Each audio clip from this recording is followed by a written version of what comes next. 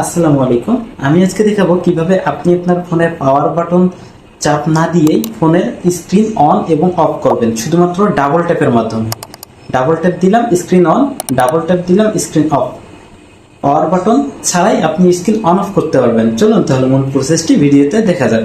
প্রথমে আপনার সেটিংসে চলে যান, এরপর একটু নিচে স্ক্রল ডাউন করে অ্যাডভান্স ফিচারে চলে যান। এখান থেকে মোশন অ্যান্ড গেস্টার্স দেখতে পারবেন। এখান থেকে double tap to turn on screen এটা ইনেবল করে দেন, double tap to turn off screen এটা ইনেবল করে দেন, ব্যাস আপনার কাজ শেষ। এখান থেকে বের হয়ে আপনি শুধু ডাবল ট্যাপ দিবেন, স্ক্রিন অফ হবে, ডাবল ট্যাপ দিবেন, স্ক্রিন অন হবে। সো এটা স্যামসাং ফোনে দেখানো হইলো। অন্য ফোনের ক্ষেত্রে সেটিংসে চলে আসবেন, এখান থেকে উপরে সার্চ আইকন পাবেন, এখানে লিখবেন ডাবল ট্যাপ,